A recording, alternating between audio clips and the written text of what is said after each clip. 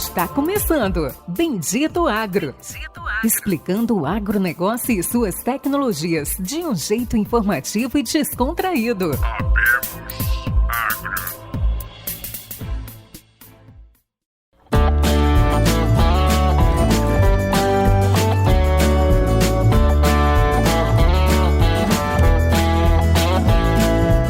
Olá a todos os nossos ouvintes e amigos. Está começando agora mais um podcast do Bendito Agro, o seu podcast de conhecimento e inovações do agro no Brasil e no mundo. Este episódio, acho que eu não tenho palavras, eu não vou descrever esse episódio, vocês vão ouvir o tanto que foi fantástico de conhecimento, de informação e principalmente de estratégia de negócios. Nosso convidado é José Humberto Teodoro, 40 anos, natural de Uberaba, formado em administração de empresas pela FGV há 17 anos e atualmente ele é CEO da Terra Santa, diretor executivo CEO da Terra Santa. É um convidado de grande bagagem que vai valer muito a pena vocês ouvirem o que esse convidado tem a falar. Então fiquem com a gente, que vai ser um episódio fantástico. Além desse convidado fantástico, temos aí o cofundador do Bendito Agro, nosso amigo, nosso parceiro, meu grande amigo, Lucian. Lucian, dá um oi aí pro pessoal. Olá pessoal, sejam todos bem-vindos a mais um episódio do Agro. É um grande prazer receber o nosso convidado de hoje, Teodoro, que vai dar um oi para vocês agora. Pessoal, José Humberto. Olá pessoal, muito obrigado pelo convite. Vai ser um prazer aqui bater um papo com vocês. Estou ansioso aí pelas perguntas que vão vir. Bom, para começar, vamos fazer aquela pergunta, né? O que o CEO José Humberto Teodoro, conta um pouco mais do seu trabalho hoje na Terra Santa como CEO? Bom, essa é uma pergunta bem ampla, né?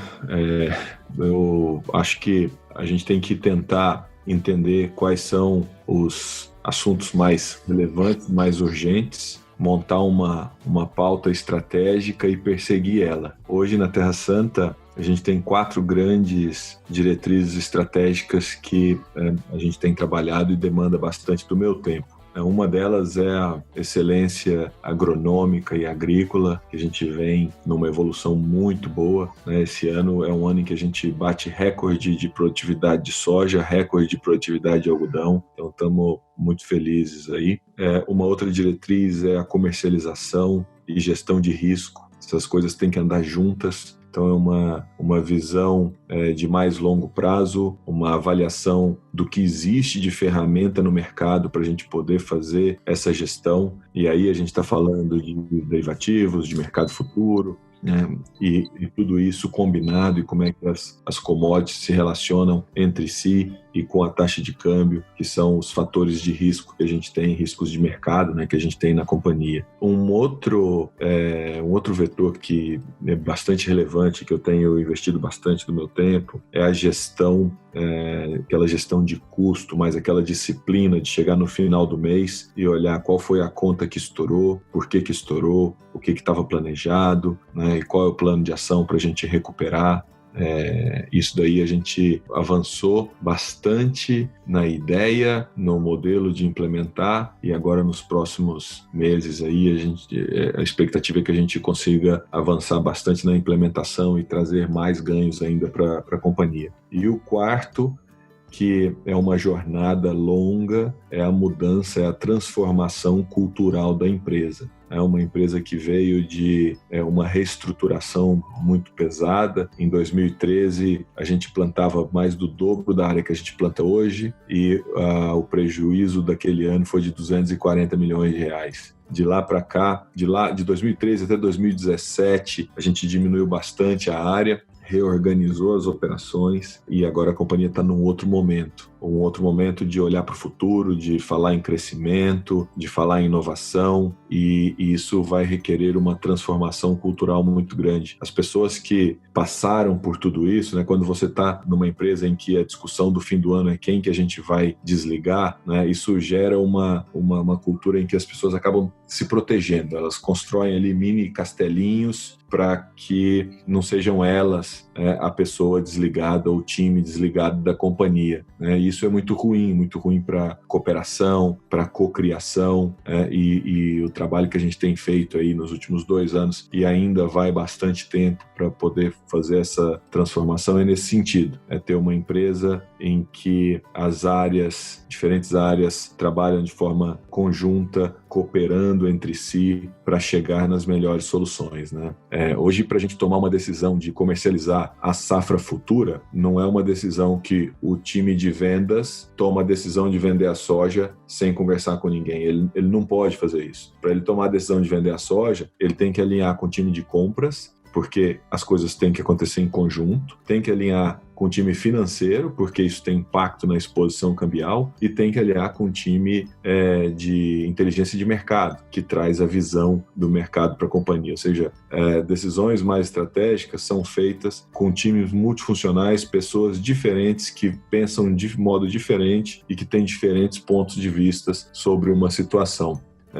Então esse é o quarto ponto aí, que é a jornada da transformação cultural que a gente está vivendo na companhia hoje.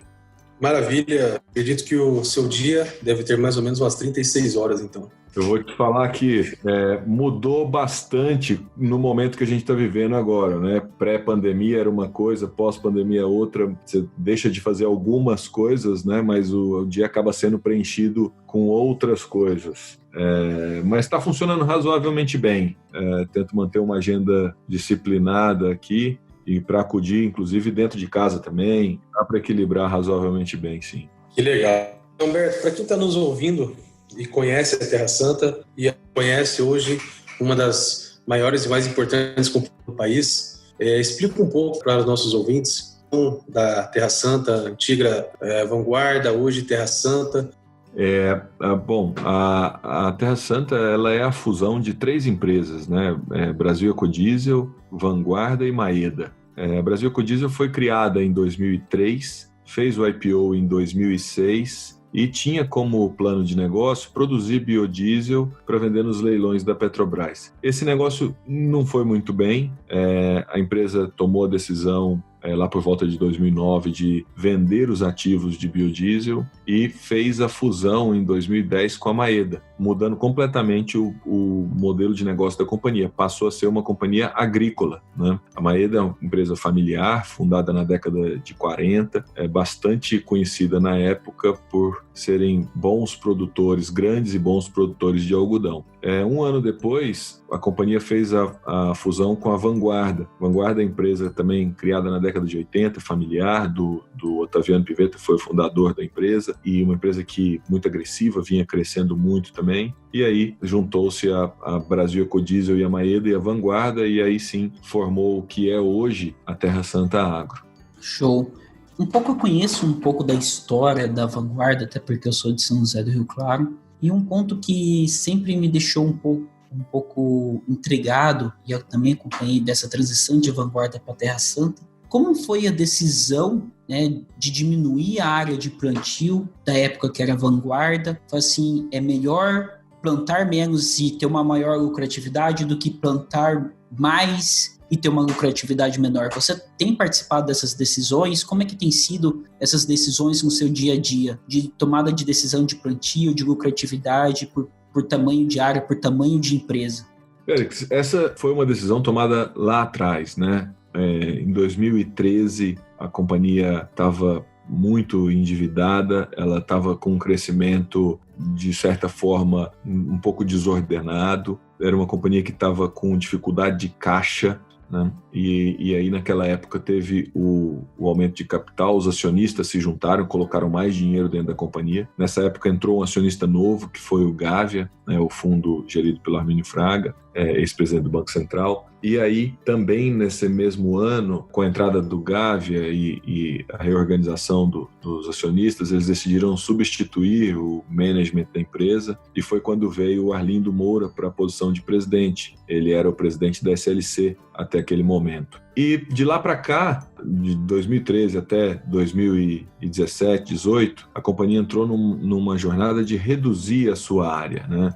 E aí por quê? A gente tinha várias unidades produtivas espalhadas pelo Brasil inteiro. Então tinha unidade produtiva na Bahia, Goiás, Piauí, e algumas delas demandavam muito investimento. Eram áreas que estavam ainda em transformação, que o retorno do projeto ele até poderia ser bom, mas a geração de caixa ia acontecer muito lá na frente, e a companhia precisava de caixa naquele momento. Era uma companhia que estava estressada, dívida, estressada operacionalmente. Os nossos índices produtivos e muito rápido, né? E toda vez que acontece um crescimento muito rápido, a chance de a gestão não acompanhar, ela existe e ela é real. E acho que foi o caso aqui. Então, mesmo nas nossas melhores áreas, a nossa produtividade era muito ruim, a nossa gestão de custo não estava funcionando tão bem, né? Então, foi uma decisão que privilegiou naquele momento a geração de caixa. A companhia tinha dívida, tinha compromisso, a gente precisa gerar caixa e gerar caixa no curto prazo. E por isso a gente saiu dessas unidades produtivas que demandavam investimento, ou até mesmo unidades produtivas que tinham uma volatilidade de geração de caixa alta, como era o caso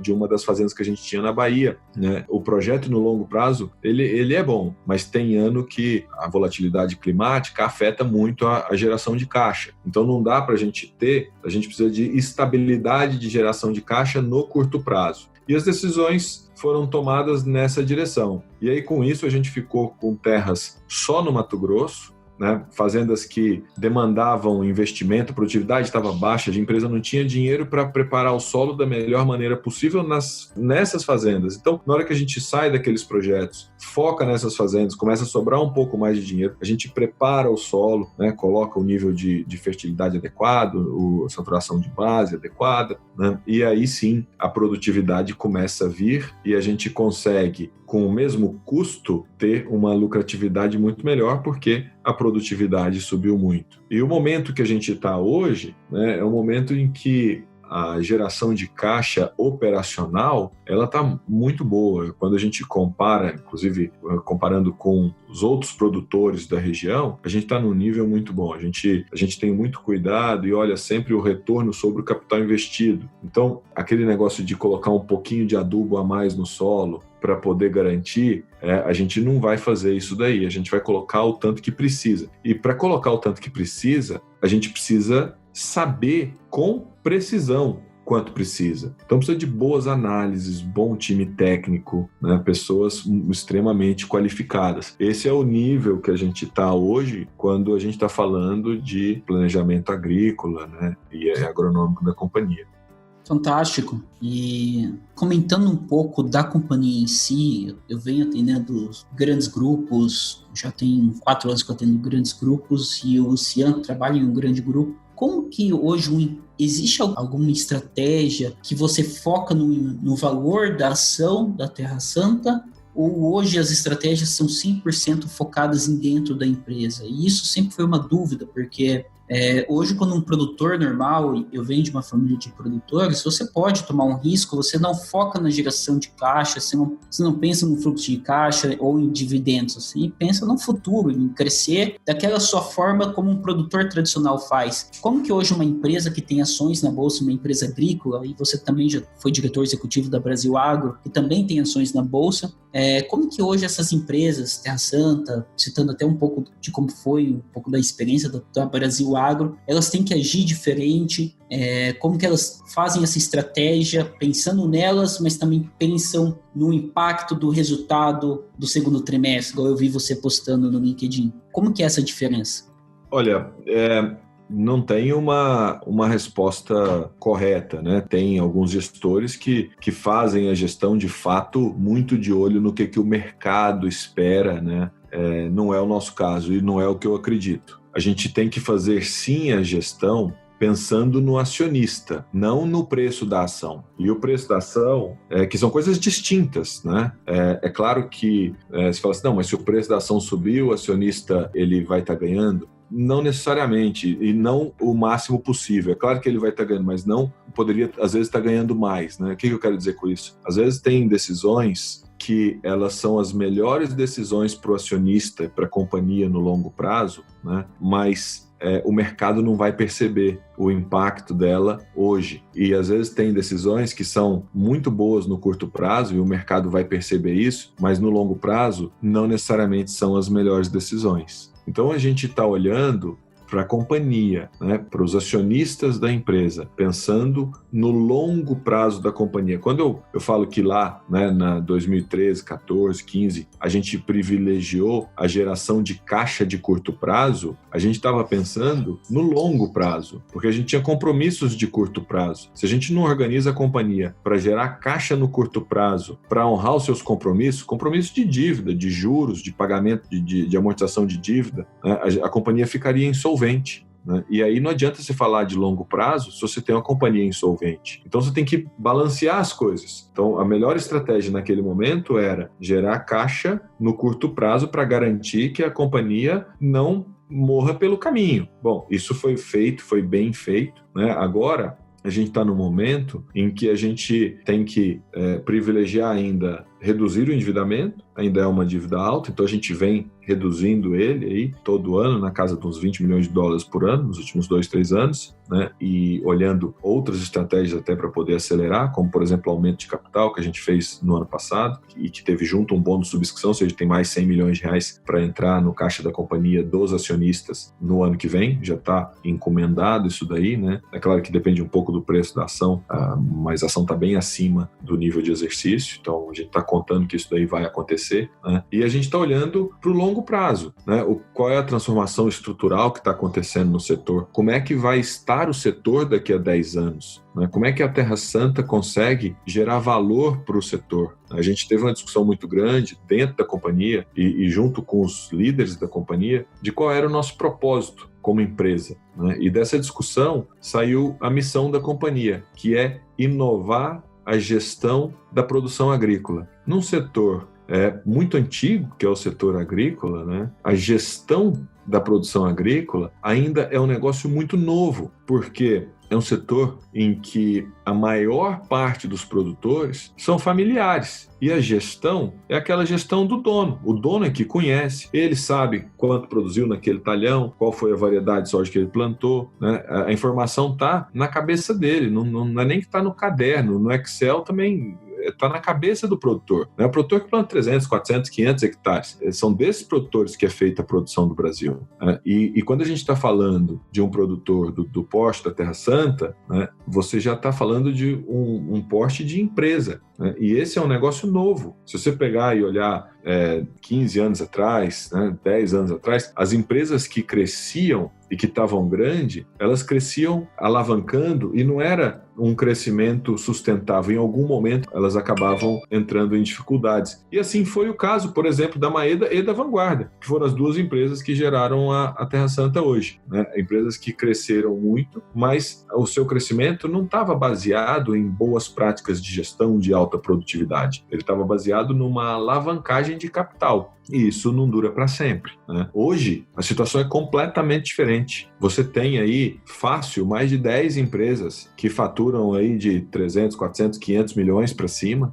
E isso já requer uma outra visão de gestão, um outro jeito de olhar. Ou seja, não dá mais para o olho do dono alcançar tudo, né? O braço já não alcança tudo. Então, você precisa ter uma visão empresarial do negócio. Né? E a tecnologia que a gente tem hoje permitiu com que isso aconteça. Né? Eu me lembro ali, quando eu comecei na Brasil Agro em 2006, a gente fazia conta de um conjunto de plantadeira para 500 hectares de soja, mais ou menos 400, 500, às vezes um pouquinho mais, 550 hectares de soja. Né? Hoje, o recorde de plantio, acho que é de uma máquina da John Deere, deve estar aí por volta de 500, 600 hectares em 24 horas. Né? Então isso daí permitiu o surgimento de empresas grandes como a nossa. E o desafio hoje dessas empresas é a gestão. Né? E aí é onde vem essa missão que a gente discutiu junto com a liderança da companhia e entendeu que era o que a gente deveria fazer. Ou seja, se a gente conseguir inovar a gestão da produção agrícola, a gente vai estar gerando valor para a sociedade em uma escala muito grande, porque a gente faz a inovação na gestão e depois os outros adotam essa inovação. E com isso a gente consegue espalhar os ganhos de produtividade para toda a produção agrícola de larga escala, empresas grandes do Brasil. E lá no limite vai atingir o consumidor, que vai conseguir comprar uma soja mais barata porque a gente conseguiu produzir ela de forma mais eficiente. Obrigado, José Humberto. Luciano, até você que está na Bahia, nós trabalhamos aí como consultores na Bahia, tem uma grande empresa que também tem as ações na Bolsa e você vê que ela foca na inovação, a SLC seria um grande caso de foco em inovação que eles vêm fazendo pelo tamanho da empresa e vêm sempre se inovando. E o caso dessa empresa é um caso perfeito aí de citar, igual você comentou, né, José Humberto? Então, só queria resumir um pouco de tudo que você falou também, essa última parte. Mas vai lá, Luciano, faz a pergunta. Não, eu queria comentar, José Humberto, que eu fico muito feliz com o que eu acabei de ouvir. Eu sou sócio investidor da Terra Santa, tenho algumas ações. Muito bom saber disso. Brincadeiras à parte. Eu assisti a sua live essa semana aí da apresentação de resultados, fechamento e tudo mais. E um ponto que chama atenção é a transparência que a Terra Santa tem com os investidores e com prestação de contas. Eu queria que você entrasse e comentasse um pouquinho sobre o atual cenário de endividamento da empresa, o atual cenário que vocês têm aí para fazer a gestão, o plano de pagamento e a visão de futuro que vocês têm. Bom, eu acho que essa é uma decisão também, né, que a gente toma de ser transparente, né? E aí é um jeito de ser. Então é transparente para dentro da empresa, transparente para fora da empresa. A gente quer trabalhar assim, com o máximo de transparência total.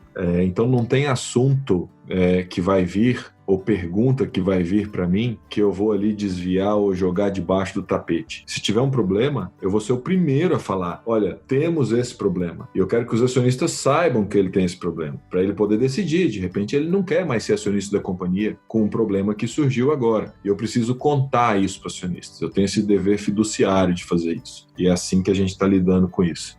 Em relação ao endividamento, a gente vem de uma relação, o endividamento medido pela geração de caixa versus o tamanho da dívida, né? A gente e a geração de caixa medida pelo EBITDA, que é o lucro sem tirar a depreciação e amortização e juros aqui, né? Se a gente pega e olha o índice dívida líquida vezes EBITDA, a gente vai ver que ali 2015, 16, 17, ele estava acima de 10 vezes. O que significa? Significa que a gente precisa de mais de 10 anos com aquela geração de caixa para pagar a dívida. Então, o que a gente fez? A gente tem dois jeitos de diminuir o endividamento. Pagando a dívida e aumentando a geração de caixa operacional da companhia, né?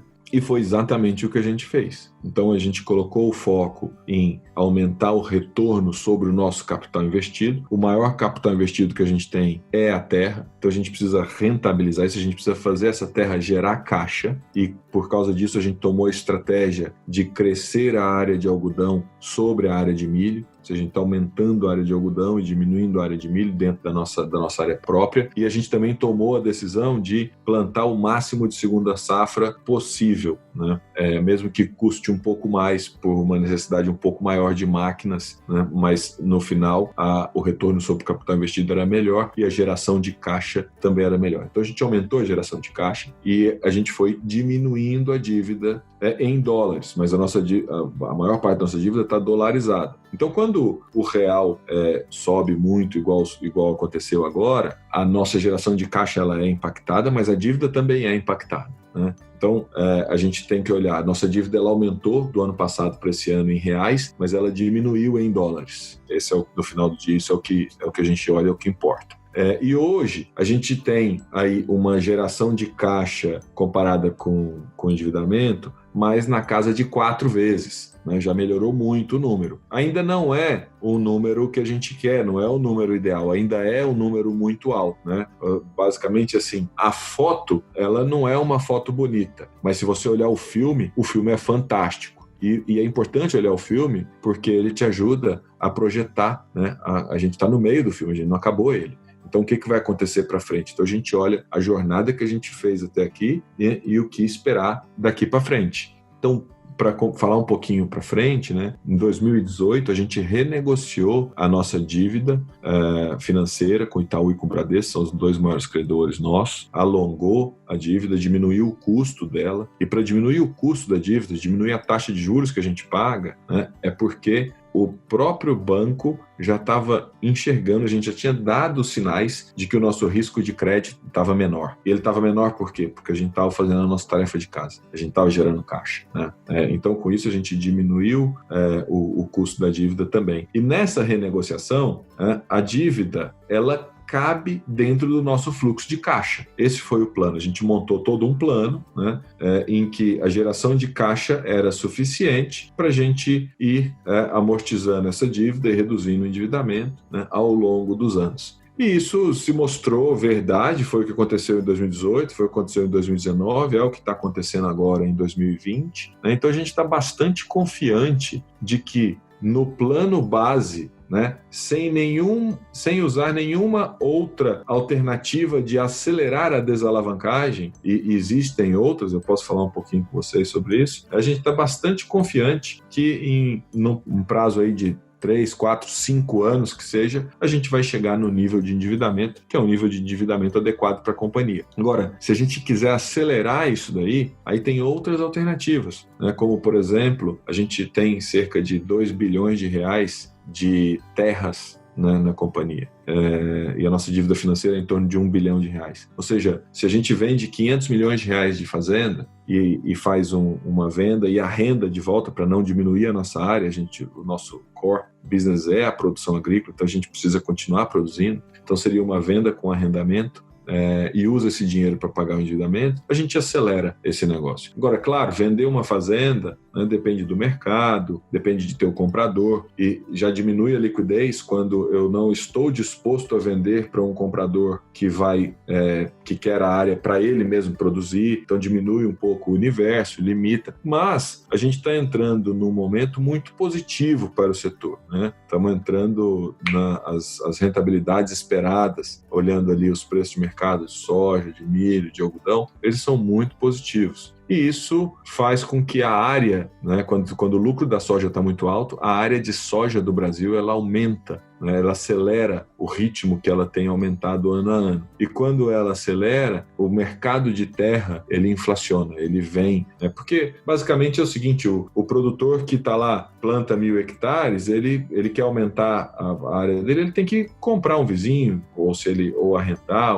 mas no final do dia movimenta esse mercado. Então, aumenta a chance de aparecer um potencial comprador, por exemplo, para uma fazenda de um valor grande como esse que eu estou falando. A gente é uma companhia que está listada na Bolsa, né? A gente tem ações. Então, sempre é uma alternativa que a gente tem também, usar todos os nossos veículos que a gente tem, né, para poder trazer caixa para a companhia. Então, assim, tem várias. Estou falando porque assim, o plano base, a gente está bastante confiante que a gente vai entregar ele. Né? E, no final do dia, o que eu estou trazendo é que tem algumas alternativas que podem acontecer que vão sair melhor do que a encomenda. Né? E a gente está muito atento a isso daí. Uma aula, muito obrigado pela aula. Acho que todos os nossos ouvintes vão dizer agora obrigado pela aula. E alguns pontos importantes falando da ideia de endividamento, da ideia de longo prazo. Então, aqui alguns principais pontos que você comentou é realmente diminuir esse endividamento, isso seria a estratégia de curto prazo. E mais uma dúvida que eu acho que sempre é uma dúvida de todos, um dos principais custos hoje dos grandes grupos agrícolas é o maquinário. E sempre tive essa percepção como que hoje a Terra Santa ela toma algumas decisões de investimentos em maquinário. Como que realmente você decide se vocês devem comprar 10 colheitadeiras novas ou 10 colheitadeiras usadas? Ou igual a pergunta que nós fizemos para o Power Bags, que é um especialista em plantabilidade. Devemos comprar, igual você comentou, de uma plantadeira John Deere Exacting Planting, que planta uma quantidade muito alta de hectares por dia, porém custa R$38 mil a linha, R$37 mil a linha, ou eu devo reformar as plantadeiras que o Grupo Terra Santa tem, colocar alguns equipamentos ali e transformar, ela fica uma plantadeira boa, mas eu gastei apenas R$12 mil e consegui fazer uma plantadeira boa. Como que a decisão do dia a dia, essas decisões, né, que são várias decisões no dia a dia, que formam uma grande decisão no mês, como que você toma essas decisões? Como que essas decisões de investimento são tomadas? Bom, quando você não tem caixa, né, a decisão de comprar a plantadeira de última geração, pulverizador, né, que espetacular, que ela simplesmente não é possível. Então você acaba ficando com a decisão, a única que você tem, que é reformar o seu próprio maquinário, que demanda muito menos dinheiro, né? Mas no final do dia ele vai ter um custo um pouquinho maior. Ou seja, se a gente investe hoje, você gasta muito dinheiro, sai dinheiro do caixa via investimento, e aí você vai ter um custo menor porque você colocou uma máquina muito nova. Mas para isso você precisa ter o dinheiro para investir na máquina. Se você não tem, você vai pegar a sua máquina que não tem um custo tão baixo igual a nova, vai fazer a manutenção dela e continua operando com ela. Então, por muito tempo a nossa decisão foi fácil, não tinha outra decisão para tomar, era reformar as máquinas que a gente tinha. Agora, a gente tem uma visão muito estratégica do negócio, né? Então, como é que a gente olha para saber se a gente deveria trocar a máquina ou não? Então, tem várias coisas para a gente avaliar. O custo de capital é uma delas, ou seja, qual é a minha taxa, o meu custo de capital? Porque trocar a máquina, ela tem implícito que a gente vai colocar um dinheiro ali dentro. E esse dinheiro que a gente vai colocar naquela máquina, por mais que ele traga ganhos, ele pode ser colocado em outro lugar, ele pode ser colocado num novo arrendamento, numa nova fazenda. Então, ele está concorrendo com outras alternativas de investimento que a gente tem. Bom, a outra, e aí, como é que a gente faz para saber se está na hora de comprar aquela máquina? Basicamente é uma conta de viabilidade econômica em que a gente leva em consideração o preço que a gente vai vender a máquina que a gente tem hoje, o preço de comprar a máquina nova, né, o custo que a gente vai ter menor, quanto a gente vai ganhar na linha de custo, ou seja, eu vou tirar uma máquina que tinha um custo alto, vou colocar uma máquina que tem um custo baixo, então por um período ali de alguns anos eu vou ter um custo mais baixo, né? E tudo isso combinado, qual é a taxa de retorno daquela máquina específica. Então a gente faz isso olhando máquina a máquina, e aí com base nisso a gente vai conseguir tomar a nossa decisão e falar, bom, essa máquina aqui está no ponto ideal, a gente deveria vender ela e comprar uma nova. Aí a gente vai olhar se a gente vai ter o dinheiro ou não, e se a gente não tiver, quais são as alternativas que a gente tem. Então, vou dar um exemplo para vocês de uma decisão que a gente tomou recente, né? Foi trocar ali diversos pulverizadores e alguns distribuidores de sólidos também. Os velhos que a gente tinha, eles estão sendo colocados à venda. A gente pegou novos, mas a gente negociou com empresas que alugam a máquina. Então a gente fez tudo, a gente foi lá, essas especificamente a gente comprou da Jaca, a gente foi lá, negociou a máquina, a especificação, o preço, ou seja, usamos a nossa escala para conseguir um preço baixo, né? E a gente negociou com a empresa que ia comprar e alugar para a gente, e aí é uma questão de taxa, ou seja, qual é o retorno que a empresa que vai comprar e vai alugar para a gente quer ter e qual é o retorno que eu vou abrir mão. E aí com isso, a gente não precisa colocar o dinheiro na máquina e eu fico com o dinheiro livre para poder colocar, por exemplo, no aumento de área, que vai dar mais retorno para a companhia. Então a gente trocou mais de 30 milhões de reais em máquina recentemente, sem tirar dinheiro do bolso, fazendo um contrato de aluguel,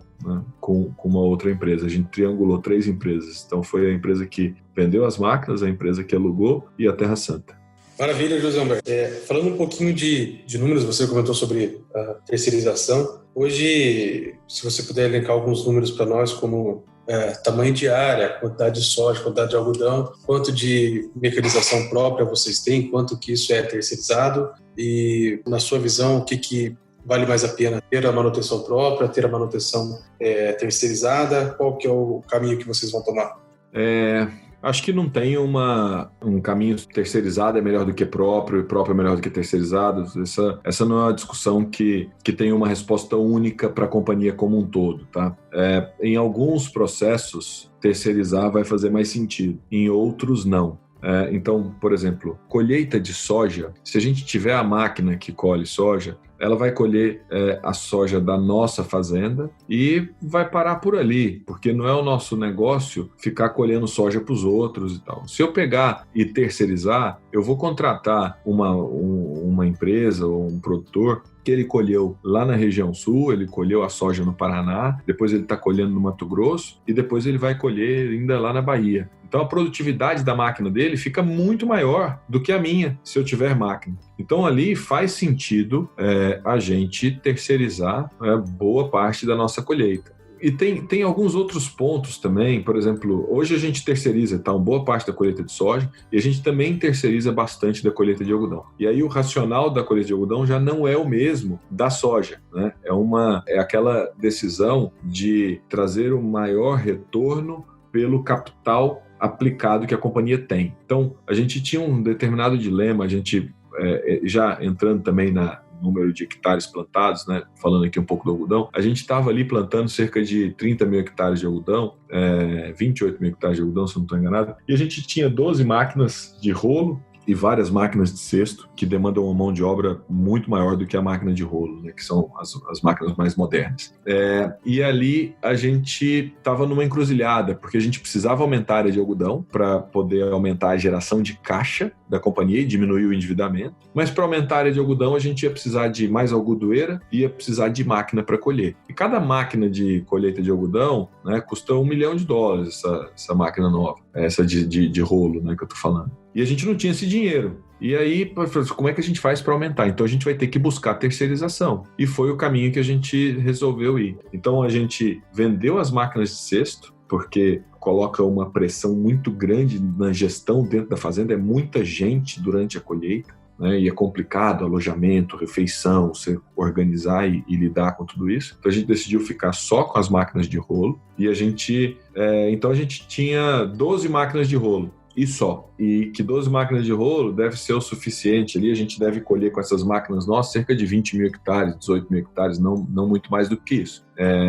E aí a gente precisava achar máquina no mercado. Então, no ano em que a gente tomou essa decisão de crescer a área e, ao mesmo tempo, terceirizar e vender as máquinas de cesto que a gente tinha, né, foi um ano muito crítico. A gente movimentou o Brasil inteiro, a gente conversou com todo mundo que tinha máquina de algodão no Brasil, né?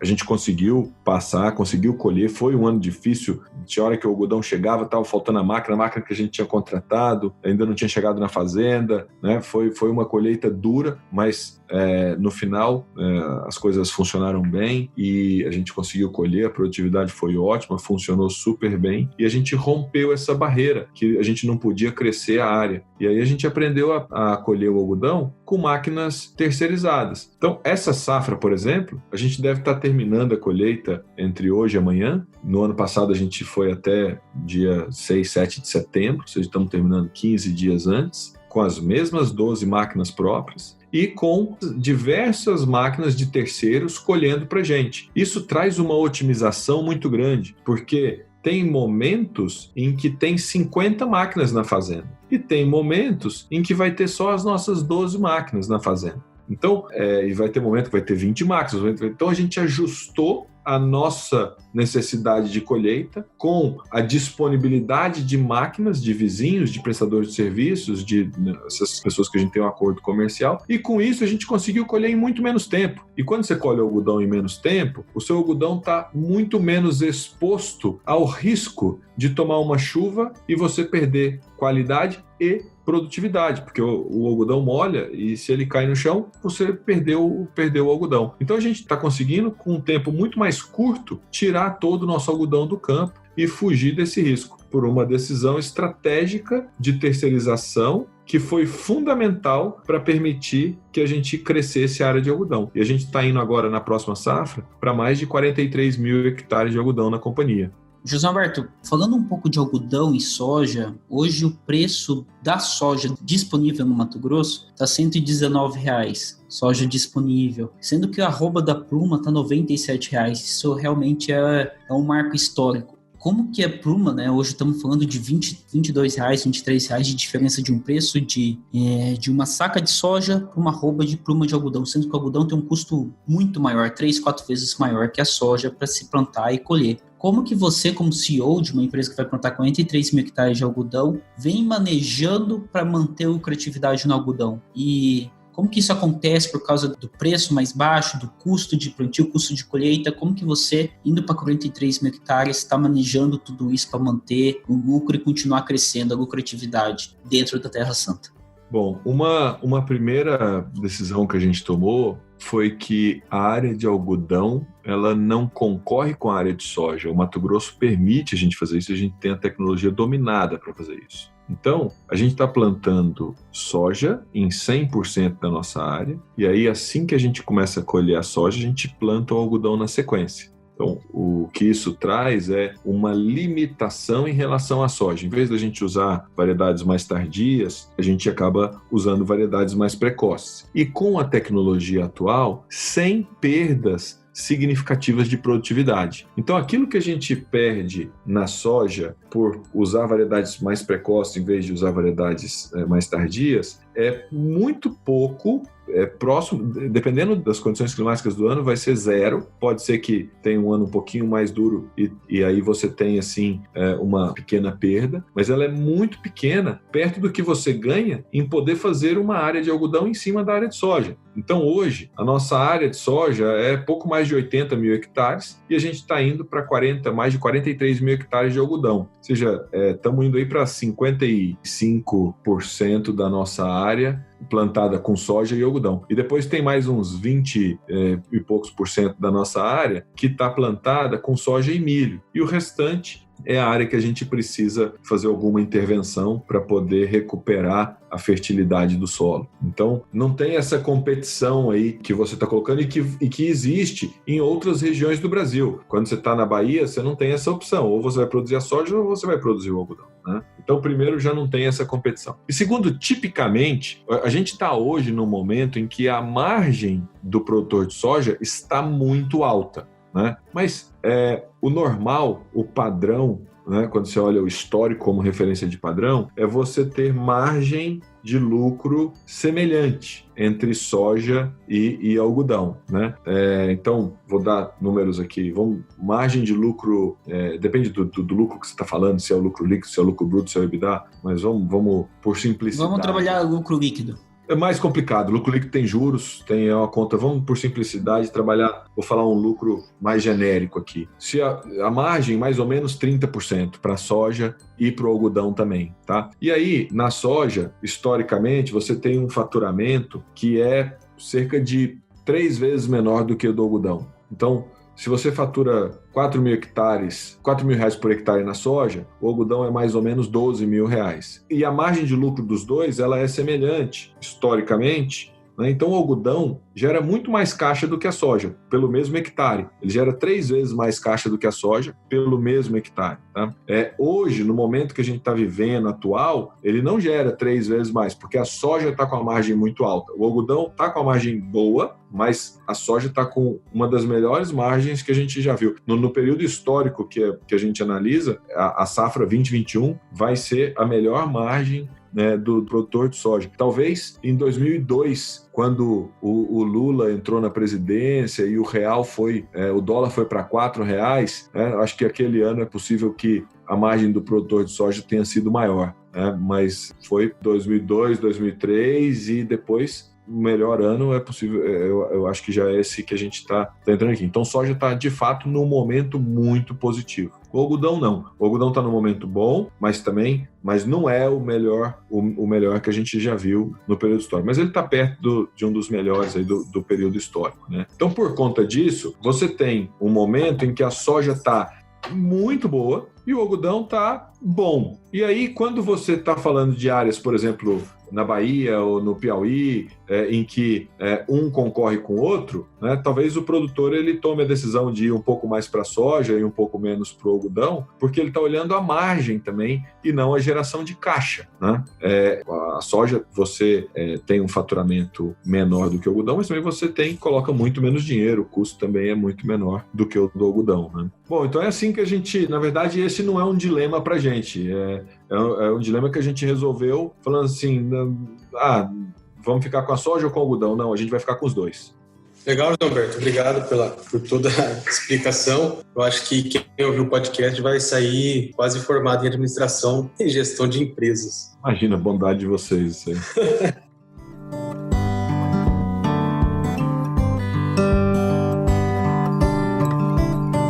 É isso aí, nossos amigos. Estamos encerrando agora a primeira parte dessa entrevista com esse grande gestor, um CEO da Terra Santa. Eu sei que vocês devem ter até se assustado, né, ter interrompido a entrevista no meio do nada aqui, que o Péricles está gritando, encerrando a entrevista, mas... Cara louco, sai gritando no meio da entrevista do Teodoro, cara. Pô, que absurdo, ainda bem que ele não tá ouvindo essa parte, senão ia tomar um pitão. O cara ia falar assim, você jamais será um CEO. Mas, brincadeiras à parte, como a gente conversou, como a gente explicou no episódio da Altelhar, quando entrevistamos alguns convidados que têm grande bagagem, que têm muito a oferecer a vocês, ouvintes, a gente conversa aqui nos bastidores, entre mensagens de WhatsApp aqui no Zoom, e conversa com o entrevistado e pede para alongar um pouco mais, né? Se ele se sente confortável, ele alonga a entrevista e a gente acaba dividindo em duas partes. Eu tenho certeza que vocês vão ficar com gostinho de quero mais, não é verdade, Luciano? Nossa, a segunda parte tá fantástica, hein, cara? Pois é, eu não vou mentir, eu tomei umas decisões de compra aí de ações, vocês vão ficar surpresos, quem segue aí o Bendito e quem me segue lá no LinkedIn, e eu mudei minha concepção totalmente do que eu tinha de Terra Santa, e se vocês querem entender um pouco mais, eu não diria nem que além de ser um aprendizado, é uma oportunidade, de abrir a cabeça, de entender não só Terra Santa, mas entender um pouco do que a SLC também trabalha, até mesmo a Brasil Agro. Estou citando dessas 3 empresas que estão no mercado acionário hoje, né, na BMF. Não percam o segundo episódio, é fantástico. Acho que realmente, além de ser um grande aprendizado, é uma grande oportunidade. Isso aí, meus amigos, e não esqueçam de nos favoritar, nos seguir aí no seu agregador de podcast favorito. Lembrando a vocês que a gente está nos principais aí agregadores aí, Spotify, Deezer, Castbox, Apple, Google e muitos outros mais. Se você sentir falta de algum, mande uma mensagem lá no nosso Instagram, no nosso LinkedIn. Beleza, pessoal? Falar para vocês também que a gente faz parte da Rede Agro, a maior rede de podcast agro do Brasil, a melhor e a maior, porque é a única, né? Paulo Ozaki que falou para falar assim. E isso aí, compartilhe esse episódio com seus amigos, assim vocês nos ajudam a criar força e aumentar a nossa rede aí de ouvintes, podendo difundir mais aí o conhecimento do podcast no agro. Muito obrigado, até a segunda parte que tá fantástica. É isso aí, meus amigos, e até o próximo episódio.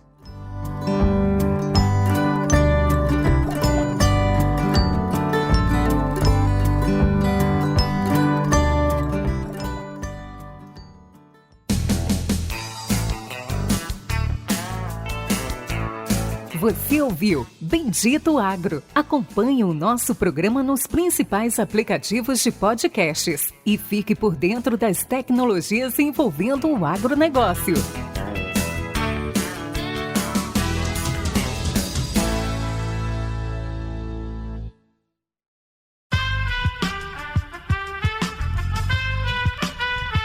Esse podcast foi editado por Aerolitos Edição Inteligente.